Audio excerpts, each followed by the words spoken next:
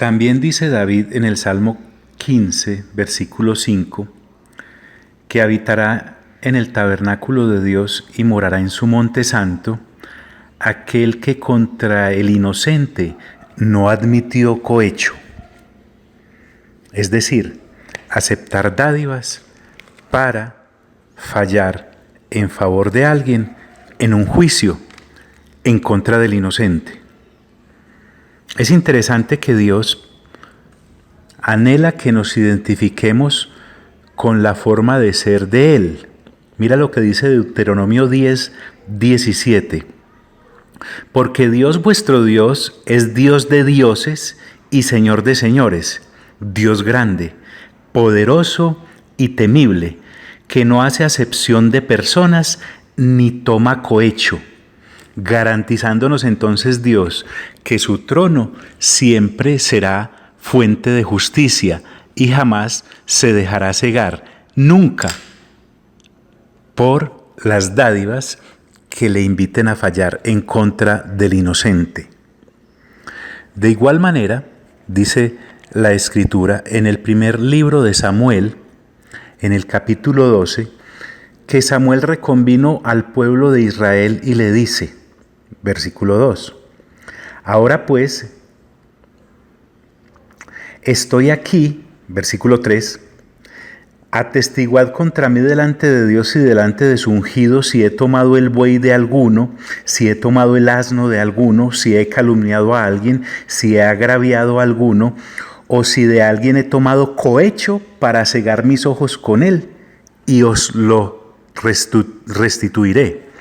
Samuel entonces me está recordando que él como profeta había sido colocado para que la ley de Dios se dispusiera para aquellos que acudían a él como profeta y que jamás había tomado de sus manos soborno o dádivas para fallar en contra del inocente y a favor del culpable. En Isaías capítulo 33, versículo 15, hay un pasaje hermoso. Mira lo que dice ese versículo. El que camina en justicia y habla lo recto, el que aborrece la ganancia de violencias, el que sacude sus manos para no recibir cohecho, el que tapa sus oídos para no oír propuestas sanguinarias, el que cierra sus ojos para no ver cosa mala, éste habitará en las alturas. Fortaleza de rocas será su lugar de refugio, se le dará su pan y sus aguas serán seguras. Sus ojos verán al Rey, con mayúscula, en su hermosura, verán la tierra que está lejos. ¡Qué promesa tan grande! Entonces trae la palabra de Dios. Y avanzando un poco más, en el libro del profeta Amós, en el capítulo 5, en el versículo 12, Dios habla de por qué estaba profetizando castigar al pueblo de Israel. Les dice, porque yo sé de vuestras muchas rebeliones y de vuestros grandes pecados, sé que afligís al justo y recibís cohecho, y en los tribunales hacéis perder su causa a los pobres. Aborrece Dios entonces esta clase de conducta y a quienes la practican. Y finalmente, en el Nuevo Testamento, en el capítulo 20, en el versículo 17, mire qué interesante. Pablo va rumbo a Jerusalén, pero decide parar en Mileto y desde allí manda a llamar a los ancianos que están en Éfeso. Y entonces les dice estas sentidas palabras, porque sabe que no los volverá a ver. Cuando vinieron a él, versículo 18, les dijo, vosotros sabéis cómo me he comportado entre vosotros todo el tiempo, desde el primer día que entré en Asia, sirviendo al Señor con toda humildad y con muchas lágrimas y pruebas que me han venido por las asechanzas de los judíos. Y como nada que fuese útil he rehuido anunciaros y enseñaros públicamente y por las casas, testificando a los judíos y a los gentiles acerca del arrepentimiento para con Dios y de la fe en nuestro Señor Jesucristo. Ahora, versículo 22, he aquí ligado yo en espíritu voy a Jerusalén sin saber lo que allá me ha de acontecer, salvo que el Espíritu Santo por todas las ciudades me da testimonio diciendo que me esperan prisiones y tribulaciones, pero de ninguna cosa hago caso, ni estimo preciosa mi vida para mí mismo, con tal que acabe mi carrera con gozo y el ministerio que recibí del Señor Jesús para dar testimonio del Evangelio de gracia de Dios. Y ahora, he aquí yo sé que ninguno de todos vosotros, entre quienes he pasado predicando el reino de Dios, verá más mi rostro. Por tanto, yo os protesto en el día de hoy que estoy limpio de la sangre de todos, como lo hizo Samuel allá, en el primer libro de Samuel.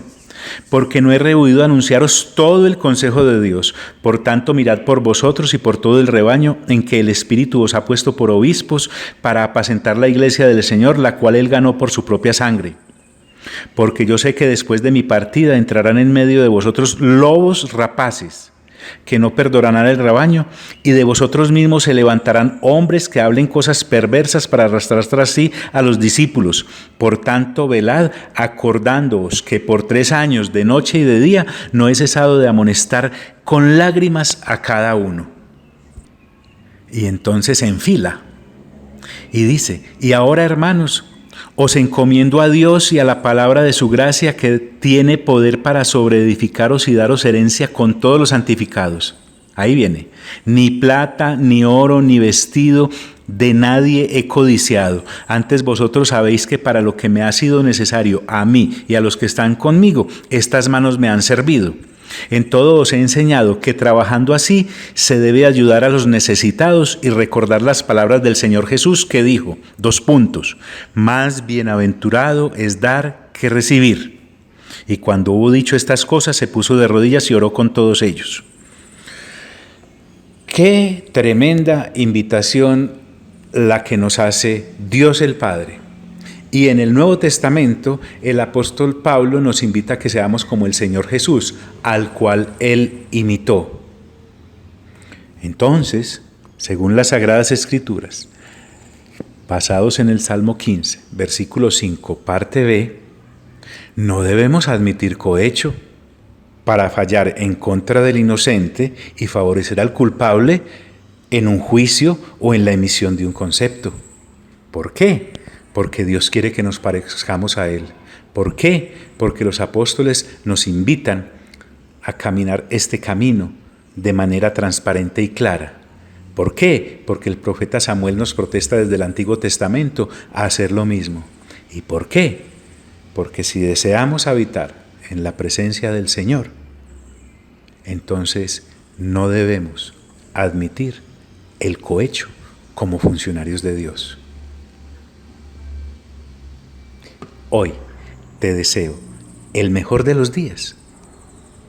Y si estás en un puesto de eminencia colocado para juzgar a los demás, sea en lo civil, sea en lo penal, sea en lo administrativo o sea en lo religioso, ten cuidado con el cohecho. Te envío un fuerte abrazo.